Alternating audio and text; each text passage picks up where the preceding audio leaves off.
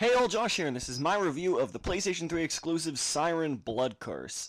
And I wanted to do another video today because I really should have done one last week, and so I'll give you two, even if they're not movie reviews, which is what my channel is mostly comprised of.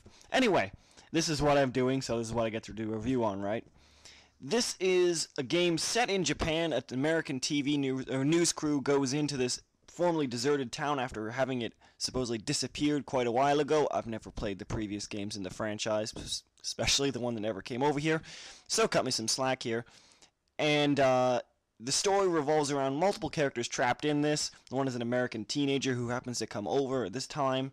When the American news crew comes here, you also focus on different members of the news crew as well as one of their kids, and a Japanese-born person whose role is yet to be revealed. Yes, this is the review of the first 4 episodes of the game, and I think it's important to actually stress what I'm talking about here. This game is actually it's not download only, but it is meant for download, and you can buy certain episodes at a time. There's 12 episodes in total, and there's 4 ways you can buy it. You can buy episodes 1 to 4, then 14 to 8, then 5 to 8, and then 8 to 12, each for $14.99 each, or you can buy the whole shebang, all 12 episodes, 1 to 12, for $39.99. I opted to go to the first 4 episodes, mainly because I was just using up a PlayStation card that I had no other use for at the moment, and I felt like playing something. So, this is a review of the first 4 episodes of the game, and I'm going to continue to buy it in this fashion because it's the most profitable, or the most affordable at this point. And, yeah. So, my review of the story of the game is incomplete, as with gameplay. Other things like graphics and sound are obviously going to remain the same, but they might have specific instances in which they stand out in later reviews, which I do intend to do. I do intend to cover the later episodes, but I just wanted to specify that is what I am doing. I'm reviewing only the first 4 episodes of this game. It's structured like a TV show in that each episode will often have multiple chapters in it, and once you complete the chapters, each of these chapters are different characters. Once you complete the chapter, the next chapter will have a previously on Siren Blood Curse section, and then at the end it'll say next on Siren Blood Curse and show you little video snippets. It's a really neat structure, and this may seem kind of ancillary to the game, but it's actually a large part of it due to its success, I think. A lot of games will have this type of structure within them, but for some reason, I think it's really well handled in this game. Each episode tends to end on a cliffhanger, a very good cliffhanger, making you want to buy more, particularly good for the business model, of course. And I think, particularly, it allows it to vary up the gameplay styles a lot. One character carries around a rifle throughout the entire thing, which turns the normally very, very low-key game, and you're always hiding with like a golf club in your hand, metaphorically, because not actually a golf club, you're in Japan, and trying to hide in a closet from something that's looking at you can easily kill you.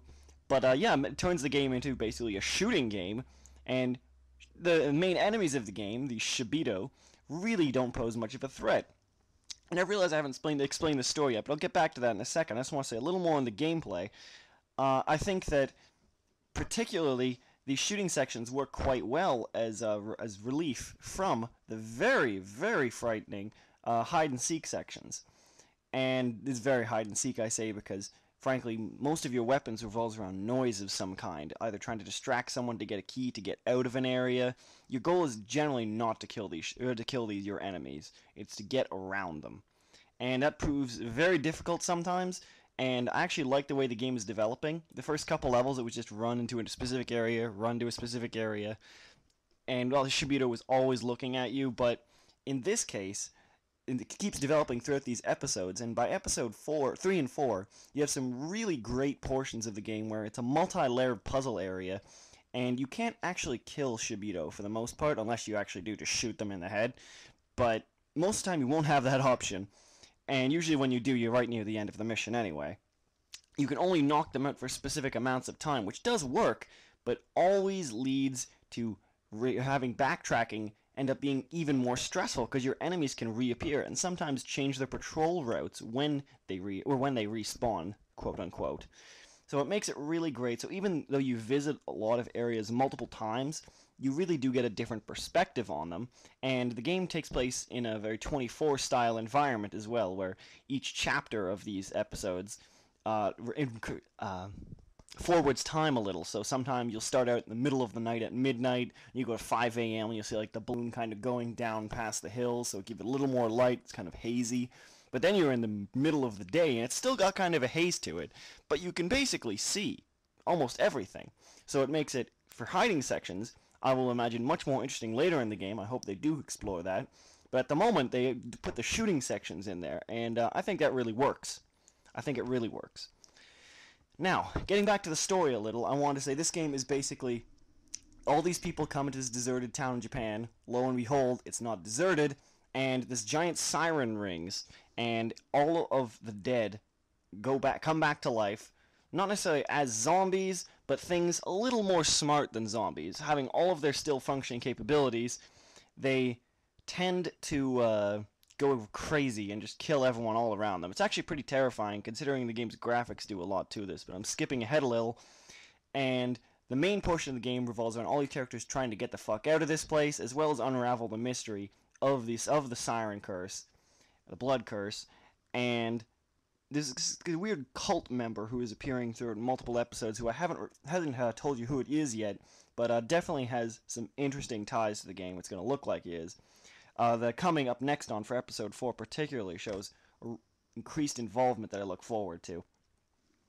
So I think the story progresses at a nice pace. It's a little janky sometimes. I wish there was more time spent in the day, and that's because I think the graphics for the nighttime are not necessarily as great. The graphics aren't really great to begin with, but they do tend to hinder through the nighttime sections because of the lack of clarity. But first, I just wanted to discuss one main important element of the gameplay, and I realize I'm going really over time here, but there's a lot to talk about this game, I think. The main element of this gameplay is, like I said, you're sneaking around trying to hide from people, creating distractions, occasionally bludgeoning a Shibito into unconsciousness, but that's about it. Now, the main portion is this, what's called sight jing, where throughout this, on the side of a screen, your character crouches down, and on the side of the screen you can see through the eyes of the Shibito, which leads to some incredibly tense moments of the gameplay. You can see them looking at you in a hiding place. It's very disturbing, and it's a lot of it's really useful for helping solving puzzles and progressing through the environment. Oftentimes you'll see one guarding a key, oftentimes one will open a door or will look to a specific place you need to go. It sounds tedious, but it's actually handled quite nicely, if somewhat humorlessly at times. But it's a really interesting feature, and you could lock it onto the side of the screen so you can still move when you're looking through this person's view. There is a little bit of inconsistencies regarding graphically how the size of the screen where the sight jacking is going on is. It tends to vacillate between very thin and very fat, which can be very disconcerting when you're walking around with your character trying to do other things at the same time. And this is a point where I want to go into the graphics and say the graphics in this game are not very good. Frankly, they're really bad at times. But they're generally not distracting unless you're in these specific nighttime sequences where if you're spotted by a Shibito, your screen kind of goes a little bright, like has northern light portions going around your character. And then, like I said, the sight jacking screen is all red and blurry, and it's shaking to different parts of the screen, and it's just total clusterfuck sometimes when you're trying to work it around it. But most of the time, it does work, thankfully. It does lead to some frustrating situations, but most of the time it does work. One thing this game also works is the sound design. The sound design for the Shibito, as well as the actual character designs, are really amazing, really freaky, and in particular in Episode 3, there's one kind introduced, and it looks like there's going to be another in Episode 5 that's introduced, that are just completely batshit off-the-wall insane, but are very scary, very cool looking. You wouldn't think you'd be frightened by them, but they're pretty freaky to me, at least. And I'm not scared too easily. I'm a horror movie veteran.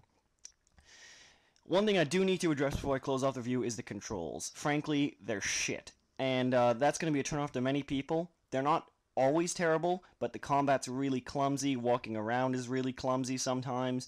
Oftentimes it's not really clear where you're meant to go, and when you do need to go somewhere, your character tends to float a little.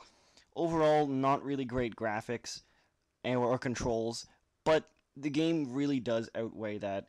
It gives off a great atmosphere despite some issues, and outside of it being less clear, both in objective and graphics, I think it's worth checking out. For $14.99, you get a good 4 or 5 hours of gameplay, at least what I got out of it, and it's an interesting experience, if nothing else.